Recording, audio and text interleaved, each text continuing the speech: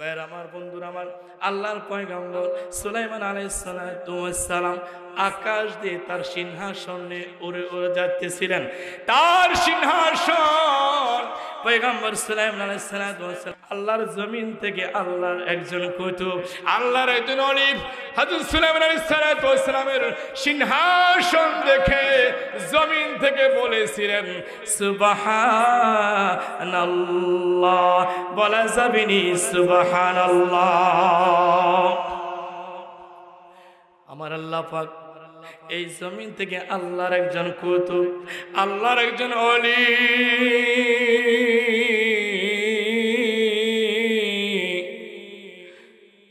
ওই সুলাইমান পয়গম্বরের সিংহাসন দেখে তিনি জমিন থেকে সুবহানাল্লাহ বলেছিলেন। আমার আল্লাহ পাক এই জমিনের আল্লাহর ওলির সুবহানাল্লাহর আওয়াজ আল্লাহর পয়গম্বর সুলাইমান নবীর কানের মধ্যে পৌঁছাইয়া দিলেন কে? আমার বন্ধুরা, আমার গাজীপুরের কাপাসিয়ার ভাইরা, মুরব্বীরা, যুবক বন্ধুরা, পর্দার আড়ালের আমার মা বোনেরা, জমিনের সুবহানাল্লাহর আওয়াজ ওই আসমানে সুলাইমান পয়গম্বরের কানের মধ্যে পৌঁছে দিলেন কে? সুলাইমান আলাইহিস সালাতু ওয়াস সালাম ওই জমিনের আল্লাহর ওলির সুবহানাল্লাহর আওয়াজ পাইয়া সিংহাসনকে বলেন সিংহাসন চুপ,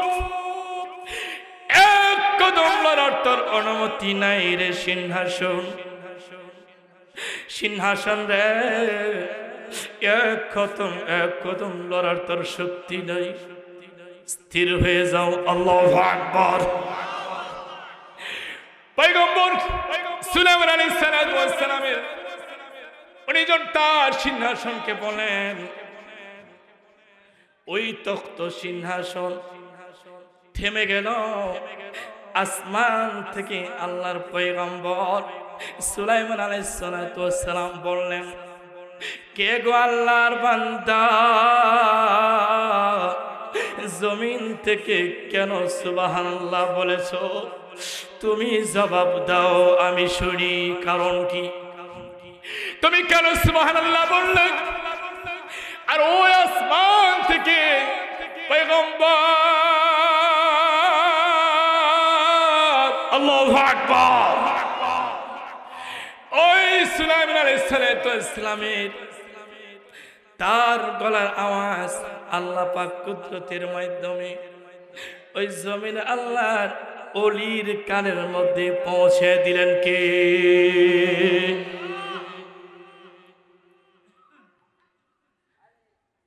পয়গম্বর সুলাইমান আলাইহিস সালাতু ওয়াস সালাম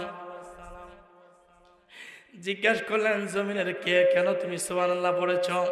কে গো তুমি, কেন তুমি সুবহানাল্লাহ পড়েছ? জমিনের আল্লাহর ওলি, আল্লাহর কুতুব,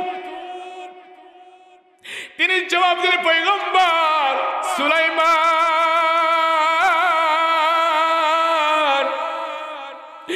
এই পৃথিবীর জমিনে আমার বয়স হয়েছে প্রায় 750 বছর। আল্লাহু আকবার। আমার বয়স হয়েছে 750 বছর। পয়গম্বর সুলাইমান 750 হায়াতের জিন্দেগির মধ্যে এই পৃথিবীর জমিনের মধ্যে এত সুন্দর বস্তু আমি আর কোনোদিন কোথাও দেখি নাই, বলা যাবে নি মারহাবা।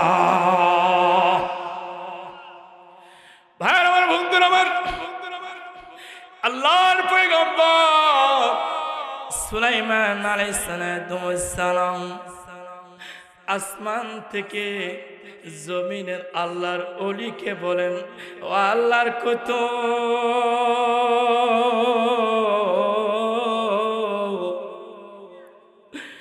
আপনি যে আমি সুলাইমানের তখ্ত সিংহাসন দেখে আপনি সুবহানাল্লাহ পড়েছেন।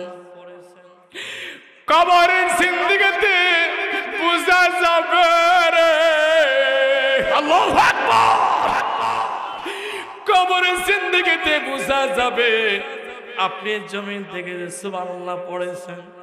এই সুবহানাল্লাহর দাম বেশি না আমি সুলাইমানের সিংহাসনের দাম বেশি? আল্লাহু আকবার। ভাই আমার বন্ধুরা, আমার পয়গম্বর সুলাইমান আলাইহিস সালাম বললেন, ও আল্লাহর ওলি, জমিন থেকে যে তুমি সুবহানাল্লাহ পড়েছ, এই সুবহানাল্লাহটুকু আমি সুলাইমানকে দিয়ে দাও, আর আমার সিংহাসনের যে মর্যাদা, আমি সিংহাসনের মর্যাদা আল্লাহর ওলি তোমাকে দিয়ে দেই। আর জমিন থেকে সুবহানাল্লাহ পড়েছ, সুবহানাল্লাহ মর্যাদা আমি সুলাইমানকে দিয়ে দাও। হাসর ময়দানে বোঝা যাবে, হাসর ময়দানে বোঝা যাবে আমি সিংহাসন চাইতে ওই সুবহানাল্লাহর দাম আল্লাহর কাছে কোটি কোটি গুণ ওজনে বাড়ি হবে। আল্লাহু আকবার, নারে তাকবীর, নারে তাকবীর। তাহলে বুঝতে পারলেন সুবহানাল্লাহর দাম আছে না নাই? গভীর রাত আল্লাহ পাক কোরআন পাকের মধ্যে যতগুলি আশ্চর্যজনক বিষয় কোরআন পাক আয়াত নাজিল করেছেন, প্রত্যেকটা আয়াতের মধ্যে আল্লাহ সুবহানাল্লাহ দিয়ে শুরু করেছেন। সুবহানাল্লাহ বলেন। হাদিসের মধ্যে আসছে, দুনিয়ার কোন মানুষ যদি আল্লাহর মহব্বতে যদি সুবহানাল্লাহ বলে, হাসর ময়দানে জান্নাতের ময়দানে তার জন্য একটা ঘর নির্মাণ করবে, তার জন্য একটা ঘরমা নির্মাণ করবে, বালাখানা নির্মাণ করবে, তার জন্য একটা গাছ নির্মাণ করবে।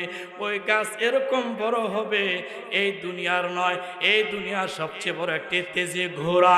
500 বছর রাস্তা যদি ওই গাছ দিয়ে যদি রাউন্ড করে, তারপরেও 500 বছর তার সময় শেষ হয়ে যাবে, কিন্তু ওই গাছ তার সীমানা ঘোরা তার শেষ হবে না।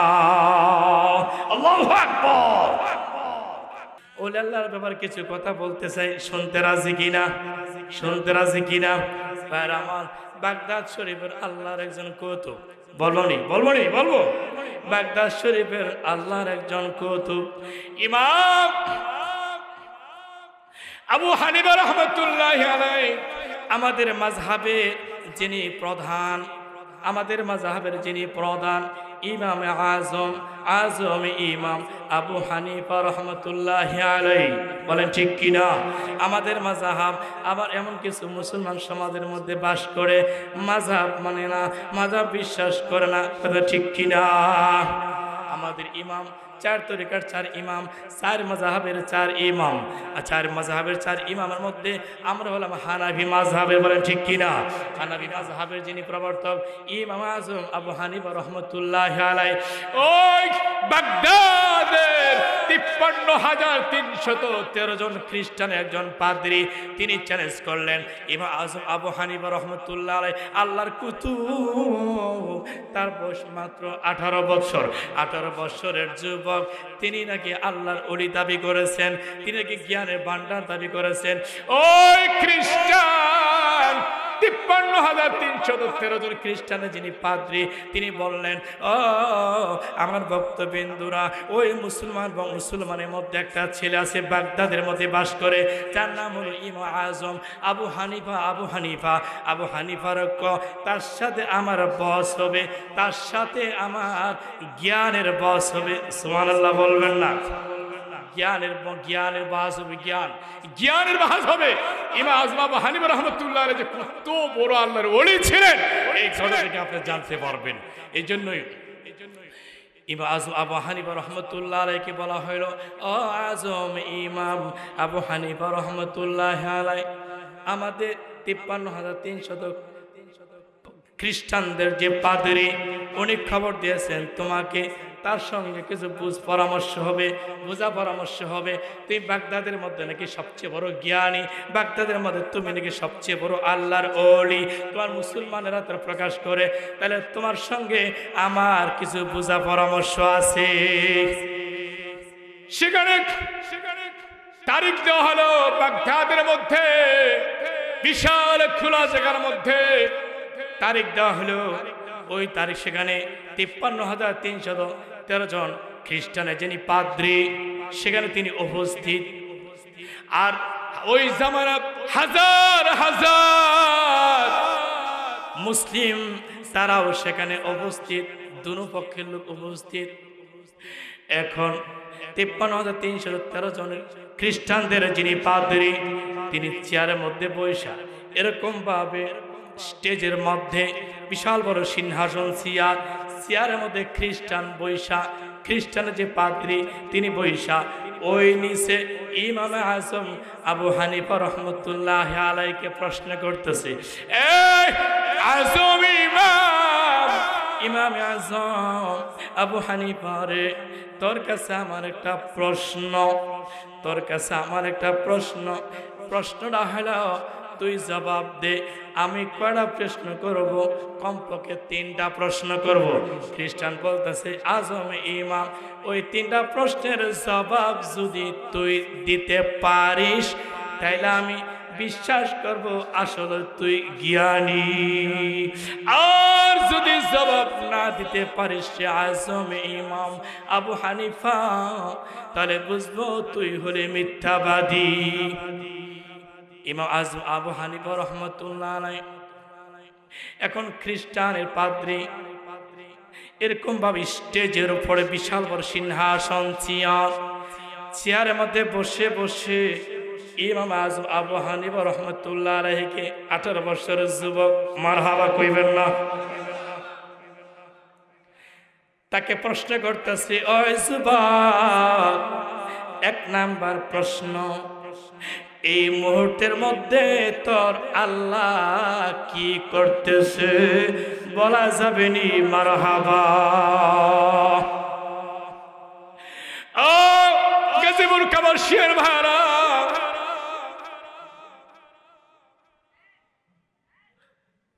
আজম ইমাম আবু হানিফা রহমাতুল্লাহ আলাইহি বললেন, ব্রেন কতটুকু দেখেন, নিচে থেকে বলতেছেন,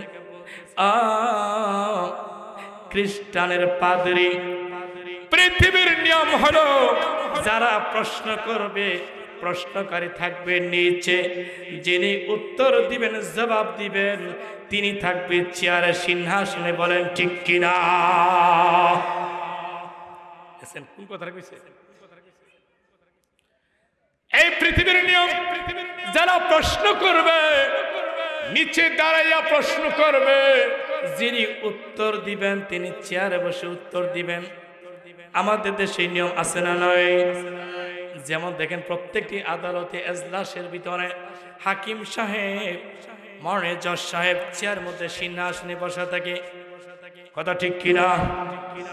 চেয়ারের মধ্যে বসা থাকে, আর নিচে ওই 2 পক্ষের উকিল আসামি নাকি নিয়ে যারা করে, কথা ঠিক কিনা? এখন পাদ্রী ইমাম আজম আবু হানিফা রহমতুল্লাহ আলাইহির কথা, তার সিংহাসন থেকে উঠা তিনি নিচে গেলেন, আর আজম ইমাম আবু হানিফা রহমতুল্লাহ আলাইহি সিংহাসনের মধ্যে বৈশা।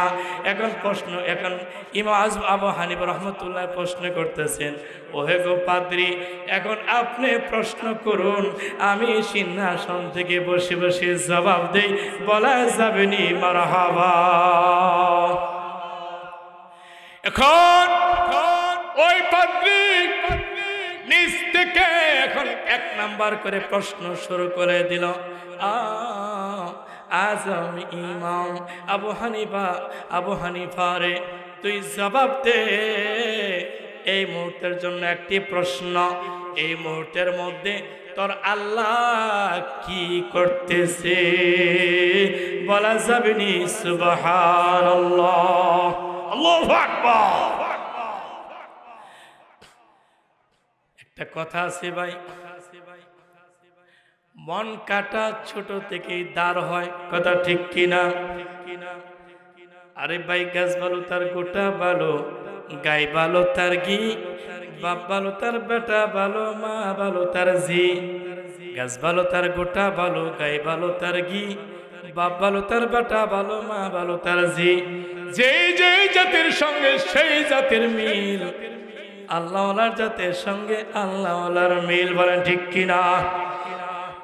উলামাদের সঙ্গে হলো উলামাদের মিল, ইমাম সাহেবদের সঙ্গে হলো মুসল্লিদের মিল, বলেন ঠিক কিনা?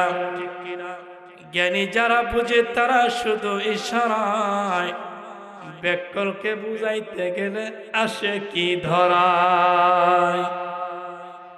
আমার বন্ধুরা, আমার মন কাটা ছোট্ট থেকে দাঁড় হয়, বড় দাঁড় হওয়া লাগে না। ইমামে আজম আবু হানিফা রহমতুল্লাহ আলাইহি তিন নবীর বংশধর ছিলেন, বংশধ আওলাদ ছিলেন, নবীর বংশের আওলাদ ছিলেন, আহলে বাইতের সদস্য ছিলেন।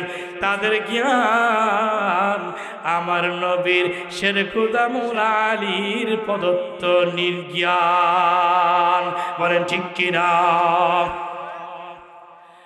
ইমামে আজম আবু হানিফা রহমতুল্লাহ আলাইহি তিনি সিংহাসন থেকে ওই পাদ্রী তার এক নম্বর প্রশ্নের জবাব দিলেন। কি প্রশ্ন করেছে? এই মুহূর্তের মধ্যে তোর আল্লাহ কি করতেছে, এটাই তো প্রশ্ন ছিল। ইমাম আজম আবু হানিফা রহমতুল্লাহ আলাইহি এই সিংহাসনের মধ্যে বৈশা জবাব দেয়, পাদ্রী রে,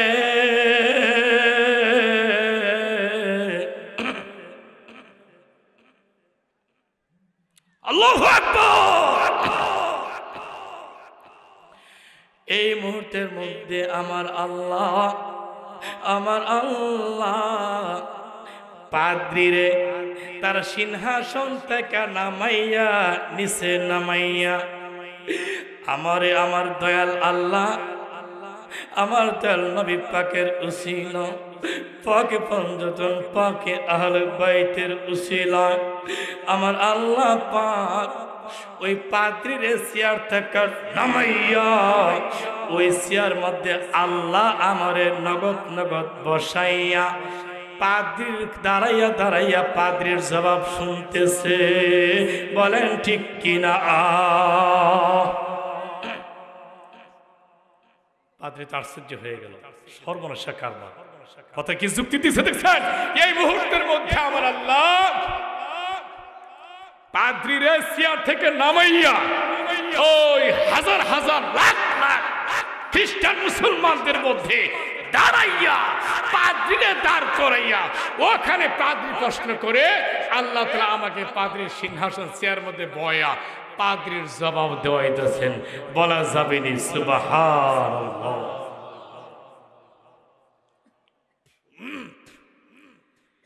পাদ্রী ওখান থেকে দাঁড়ায় দাঁড়ায় দুই নম্বর প্রশ্ন করেন,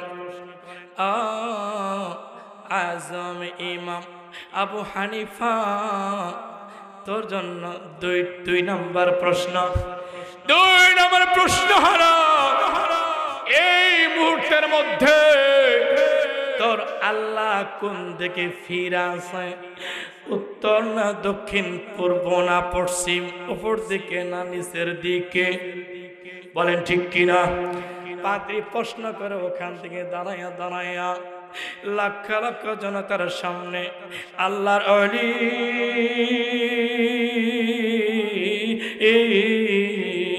ইয়া রাসূলুল্লাহ,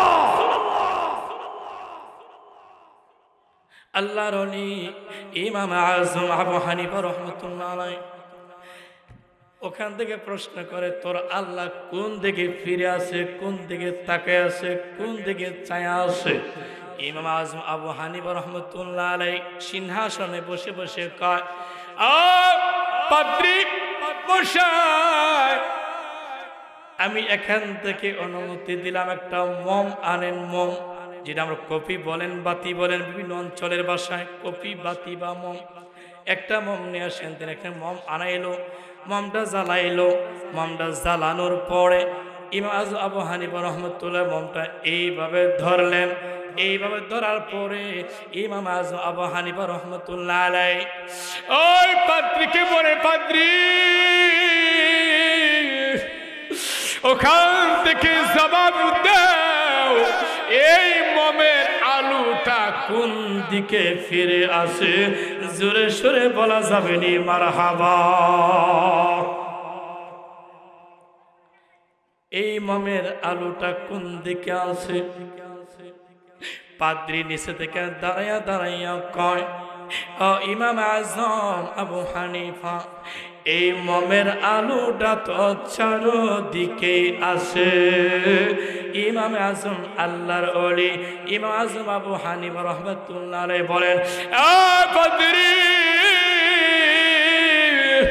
এই বিশাল বাগদাদের সেমিনার থেকে জেনে নাও, সাধারণ একটা আগুন হলো মাখলুক, মম হলো মাখলুক, বাতি হলো মাখলুক, আমরা কুল কায়নাত হলো মাখলুক, 18,000 সব কিছু হলো মাখলুক, 18,000 মাখলুকাত হলো মাখলুক, 1,24,000 পয়গম্বর হলো মাখলুক। কথা ঠিক কিনা? আল্লাহর ওলি হযরত ইমাম আজম আবু হানিফা রাহমাতুল্লাহি আলাইহি পাদ্রীকে বলেন, পাদ্রী রে, সাধারণ একটা মাখলুক, একটা মমের আলু যদি চারদিকে যদি যায়া থাকে, মমের আলুটা যদি চারদিকে যদি তাকাইয়া থাকে, তবে আমার আল্লাহ এই মুহূর্তে শুধু উত্তর দক্ষিণ পূর্ব পশ্চিম উপর নিচ দিকে নয়, আমার আল্লাহ মমের আগুনের চাইতে পাওয়ার কম না বেশি? আমার আল্লাহ পাক এই মুহূর্তের মধ্যে আমার আল্লাহ পাক পৃথিবীর কোন কায়নাতের দিকে তাকায় আছেন, এমন কোন দিক নাই ওই দিকের দিকে আমার আল্লাহ তাকাইছিল না। বলেন ঠিক কিনা? সব দিকে আল্লাহ পাক ছড়ে আছে, সব আল্লাহ পাক দেখেন এবং শুনেন। ইন্নাল্লাহ সামিউন বাসীর, আল্লাহ পাক শুনেন এবং দেখেন, সব জায়গায় আল্লাহ পাক আছে। ইয়া শাহরাক সে করিব হ্যায়, করিব হ্যায়। আল্লাহ হাদিসের মধ্যে আসছে আল্লাহ পাক এমন একটা জায়গায় আছেন, পৃথিবীর কুল কায়নাত আনাচে কানাচে, হাটে ঘাটে, বাজারে, গোপনে প্রকাশ্যে, রাতে দিনে, গভীরে রাত্রে, অন্ধকারে, রজনীতে, হ্যাঁ সব নিশীতে, সব জায়গায় আছে কে? আল্লাহ।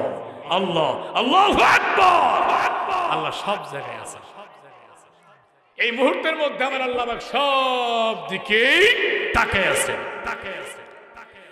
পাদ্রী 3 নম্বর প্রশ্ন করলেন, ইমাম আজম আবু হানিফা, শুনছি তোদের নবী নাকি মেরাজ করছে, মেরাজ আল্লাহর সঙ্গে নাকি দেখা করতে আসমানে তো কোনো দরজা নাই, 7 আসমানে কোনো দরজা নাই, জানালা নাই, এই 7 আসমানের দরজা নাই, জানালা নাই, দরজা জানালা বিহীন আসমান ভেদ করে তোর নবী কেমনে আরশে আজিমে তোর আল্লাহর লগে সাক্ষাৎ করলো?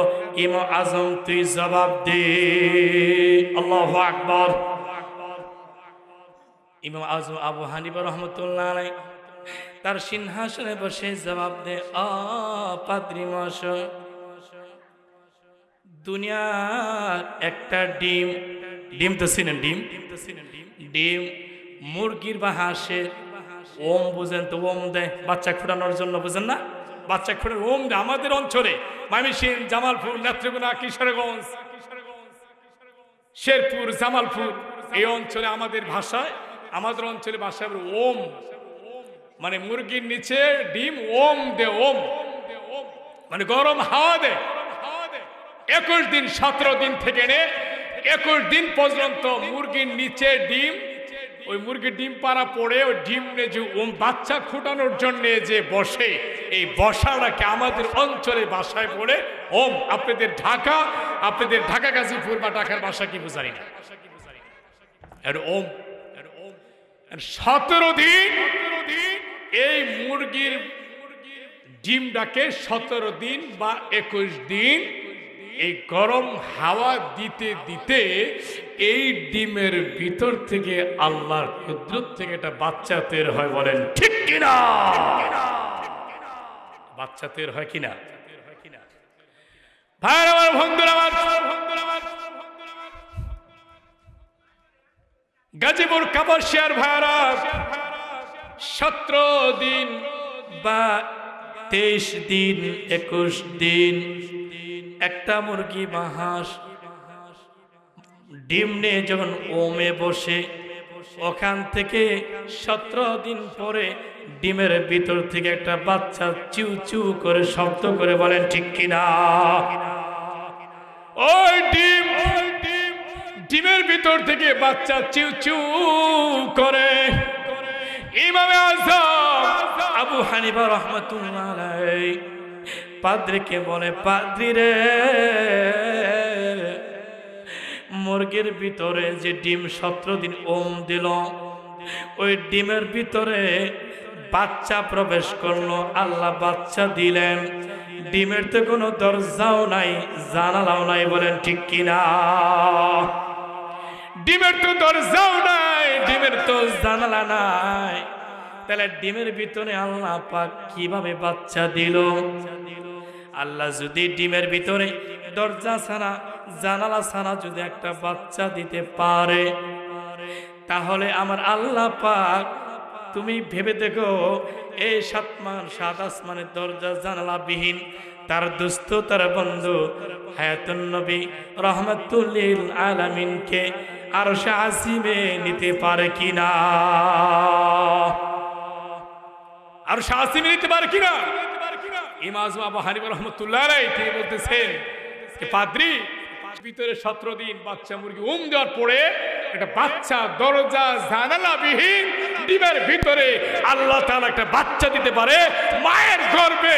কোরআন পাকের মধ্যে আয়াত আছে, নুতফা 1 ফোঁটা বীর্য থেকে, এই বীর্য থেকে বীর্য পানি, এই পানি থেকে আল্লাহ তাআলা 40 দিন পর্যন্ত মায়ের রেহেমের ভিতরে, পুরুষের যে বীর্য মায়ের রেহেমের ভিতরে যায়, এই বীর্য 40 দিন পর্যন্ত এই বীর্যটা থাকে পানি রূপে, তার বাকি 40 দিন যায় রক্ত রূপে, তার 40 দিন মাংস রূপে, 40 দিন, তাহলে 43-এ মাংস হওয়ার পরে এখানে একটা মানুষ আকৃতি আল্লাহ তাআলা মায়ের রেহেমের ভিতরে, পেটের ভিতরে একটা মানুষ তৈরি করে, ওই মানুষটা ধীরে ধীরে আস্তে আস্তে 1 দিন 2 দিন 3 দিন 1 মাস 2 মাস 3 মাস করতে করতে 10 মাস 10 দিনের মধ্যে পরিপূর্ণ মায়ের ভিতরে কোনো মানুষ ছাড়া, ইঞ্জিনিয়ার, কোনো ফ্যাক্টরি ছাড়া, ইঞ্জিনিয়ার ছাড়া, ডক্টর ছাড়া, ব্যারিস্টার ছাড়া, বিজ্ঞানী, বৈজ্ঞানিক, দার্শনিক, সাহিত্যিক, কবি, আলোচক, লেখক সব কিছু ছাড়া এদেরকে যদি আল্লাহ তাআলা মায়ের ঘরে, আল্লাহ তাআলা ইঞ্জিনিয়ার ছাড়া, ব্যারিস্টার ছাড়া, বৈজ্ঞানিক ছাড়া, যদি ডাক্তার ছাড়া আল্লাহ সন্তান দিতে পারে, ওই আল্লাহ আপনি আমার নবীকে 7 আসমান ভেদ করে উনি আল্লাহর সাথে সাক্ষাৎ করাইতে পারে কিনা? অবশ্যই পারে। এই পরিমাণ কিনা আমাদের দরকার আছে না নাই? আছে না নাই?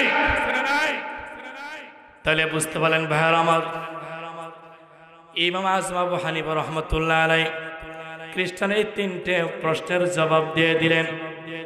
তার জীবনের মধ্যে বলেছি, ইমাম আযম আবু হানিফা রাহমাতুল্লাহ আলাইহি উনি জন্মগতভাবে আল্লাহর মাদার জাত ওলি ছিল, বলা যাবে নি সুবহানাল্লাহ। ইমাম আবু হানিফা রাহমাতুল্লাহ আলাইহি দাদাও পীর ছিল, বাবাও পীর ছিল। ওই জন্য তো বলছিলাম মন কাটা শুরু থেকে কিন্তু দাঁড়া হয়।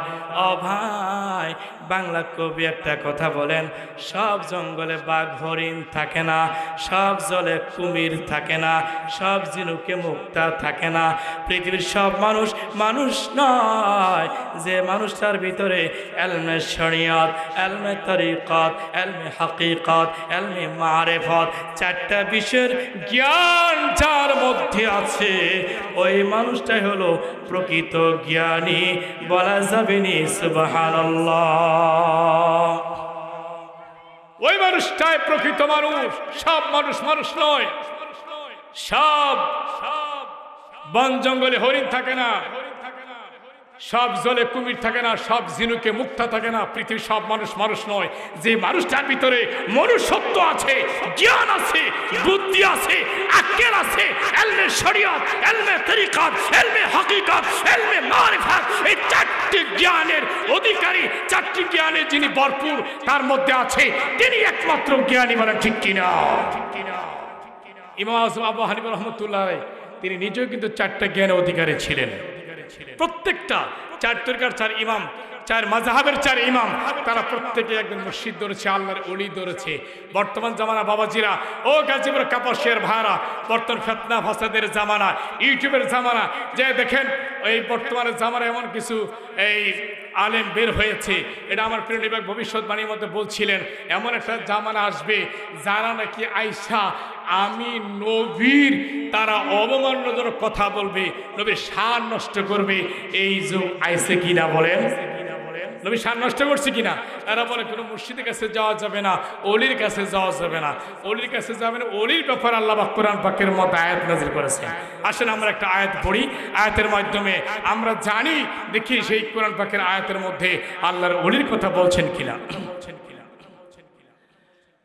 ভাইরা আমার, বন্ধুরা আমার,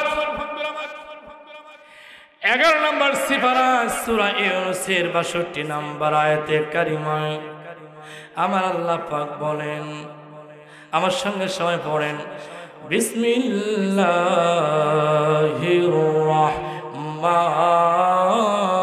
রাহমানির রাহিম।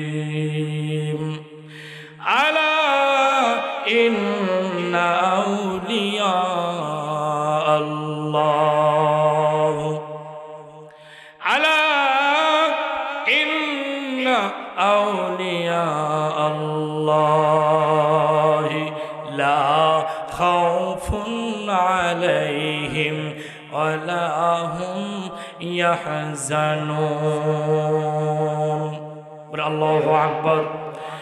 ও আমার ভাইরা, সূরা ইউনূসের 11 নম্বর সিফারা সূরা ইউনূসের 62 নম্বর আয়াতে কারিমায় আমার আল্লাহ পাক বলেন, আলা সাবধান, ইন্না নিশ্চয়, আউলিয়া আল্লাহ, ওলি আল্লাহ গণের, লা খাউফুন, নাই কোনো তাই ভয়, নাই কোনো তার চিন্তা, ওয়ালা হুম ইয়াহজানুন, আল্লাহর ওলি আল্লাহদের জন্য দুনিয়াতেও ভয় নাই, আখিরাতেও তার জন্য কোনো ভয় নাই। আল্লাহু আকবার। আমার আল্লাহ ওলি আল্লাহর কাছে যাবেন, কে বলেছে? আমার আল্লাহ পাক কোরআন পাকের মধ্যে বলেছে, কোরআন কোরআন কোরআন কোরআন, এই কোরআন পাকের মধ্যে আমার আল্লাহ পাক বলছেন, বিসমিল্লাহির রাহমানির রাহিম। আল্লাহু আকবার। ইয়া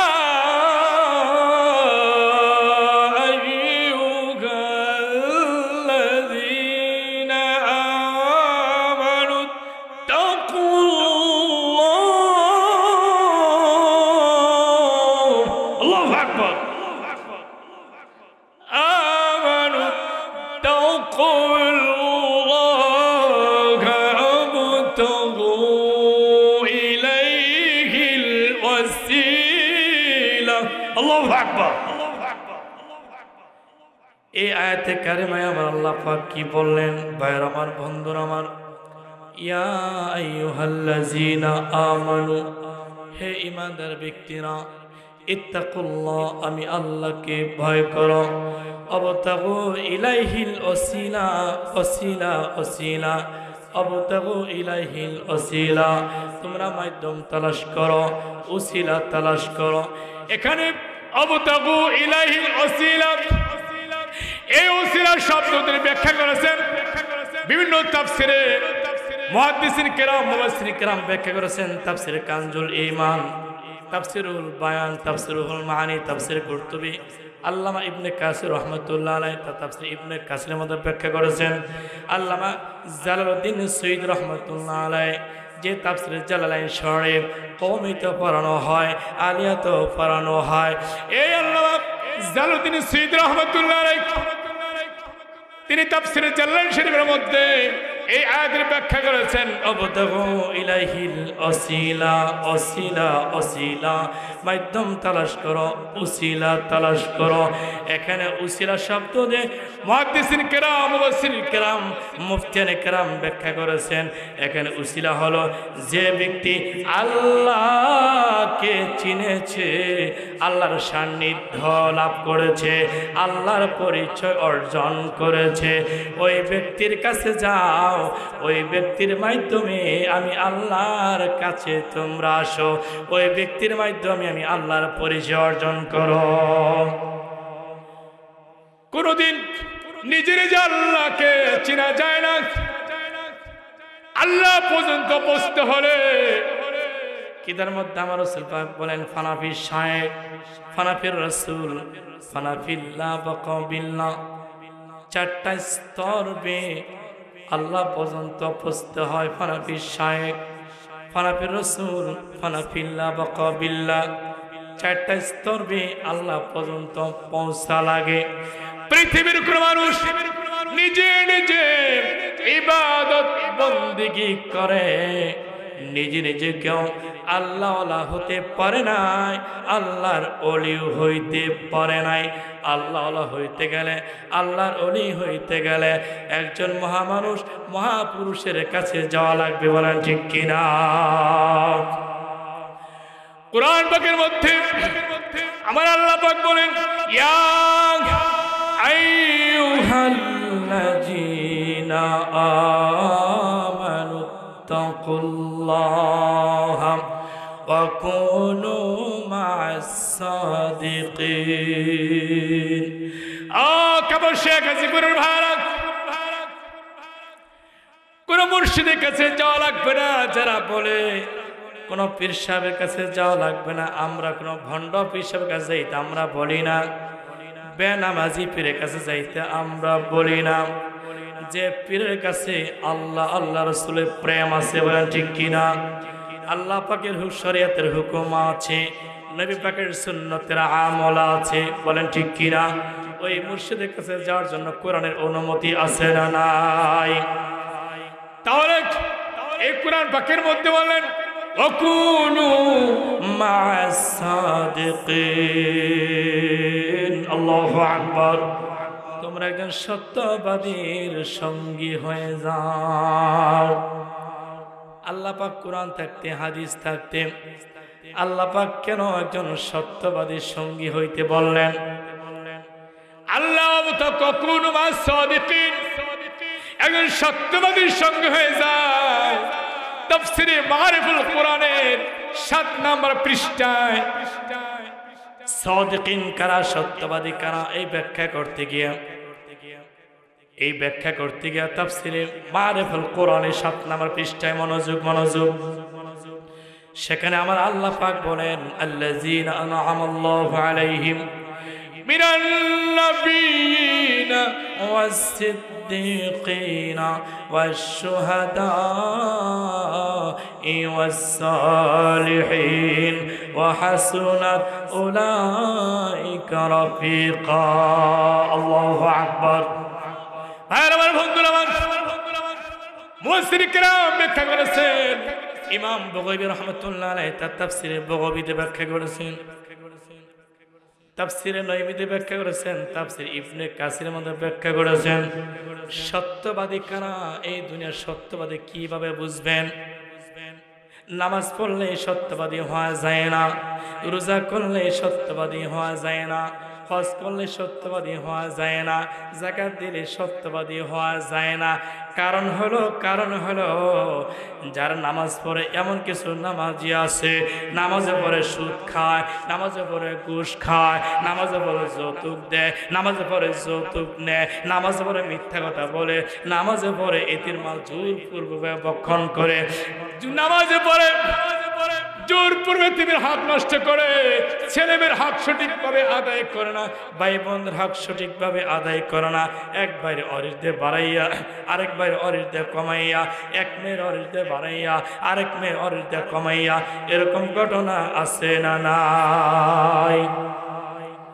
এজন্যই শুধু নামাজ পড়লে আল্লাহওয়ালা হওয়া যায় না, আল্লাহওয়ালা হইতে গেলে ভাইয়ারা আমার বন্ধুরা আমার কাপাসিয়া গাজীপুরের ভাইয়ারা আল্লাহওয়ালা হইতে গেলে দুইটা হুকুম লাগবে। আল্লাহ যা আদেশ করেছেন এইটা মানতে হবে, আল্লাহ যা নিষেধ করেছেন এইটা মানতে হবে। বলেন ঠিক কিনা? রাসূল পাক যেটা আদেশ করেছেন এইটা মানতে হবে, রাসূল পাক যেটা নিষেধ করেছেন এইটাও মানতে হবে। দুইটা সমন্বয় হলো ইমানদার। শুধু আপনি পড়লেন সারা জীবন, আপনি অফিসার হয়েছেন, আপনি চাকরি করেছেন, সারা জীবন ঘুষ খাইতে খাইতে খাইতে কত এতিম অসহায় এই চাকরির জন্য ফাইল আটকে রাখছো। এই ঘুষের জন্য তুমি ফাইলে স্বাক্ষর করো নাই, আবার কিছু স্বাক্ষর করেছ। এই স্বাক্ষরের মাধ্যমে কলমের খুসায় লক্ষ লক্ষ টাকা গরিবের টাকা আত্মসাৎ করছে। বলেন ঠিক কিনা? এমন লোক আছে না নাই? এমন লোক আছে না নাই? সারা জীবন আপনি হারাম টাকা উপার্জন করে ভাই বোনের হক নষ্ট করে, বাগনা বাগনির হক নষ্ট করে, এতিমের হক নষ্ট করে, দেশের সম্পদ নষ্ট করে, এই এতিমের এই বিজিএম কার্ডটা পর্যন্ত এই আপনার পঙ্গু ভাতা আনতে গেলেও ঘুষ লাগছে। এমন ইতিহাস আমার এই বাংলার মাটিতে আছে না নাই? এমন এটা আমাদের দেশের দোষ নয়। আমাদের দেশের যিনি প্রধানমন্ত্রী বঙ্গবন্ধু কন্যা জননেত্রী শেখ হাসিনা, তার দোষ নাই। ওটা বলে দেয় নাই যে পঙ্গু ভাতা নিতে গেলে, বয়স্ক ভাতা নিতে গেলে তোমরা টাকা নিও। এটা বঙ্গবন্ধু কন্যা জননেত্রী শেখ হাসিনা এটা বলে দেয় নাই, অবশ্যই বলে নাই। কিন্তু কিছু কুচক্র মহলের কিছু লোক আছে, দুষ্কৃতি কিছু লোক আছে না নাই? এরা দেখা গেছে এই করোনার টাইমে, আপনারা কিন্তু জানেন এই করোনার টাইমে এই মানুষ দুঃখী, মানুষের ঘরের মধ্যে আটকে ছিল দীর্ঘদিন। এই গরিব অসহায় নিঃস্ব কাঙ্গাল রোগাগ্রস্ত অভাবগ্রস্ত লোকদের এই দানের টাকাগুলো পর্যন্ত আত্মসাৎ করছে। এমন ঘটনা আছে না নাই? এটা সরকারের দোষ নয়, এটা দোষ হলো ব্যক্তির। এমন লোকে আত্মসাৎ করে এই আঙ্গুল ফেলা কলা গাছ হয়ে গেছে অর্থ সম্পদ দিয়ে, হারাম সম্পদ দিয়ে দেশকে ঠকাইয়া, দেশের গরিবকে ঠকাইয়া, দেশের জনগণকে ঠকাইয়া, দেশের উন্নয়নকে নষ্ট করে। এই টাকা দিয়ে যারা এই আত্মসাৎ করে হজ করে আইসা দেশে আইসা হাজি সাজে, এরকম আছে না নাই?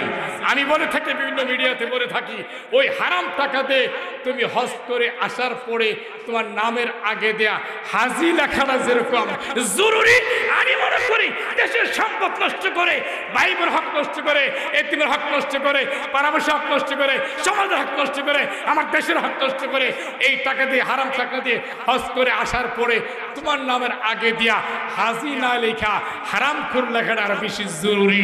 বলেন ঠিক কিনা? আল্লাহ কো আমি দৌড়ি না, যখন দৌড়ি তখন আর সারি না।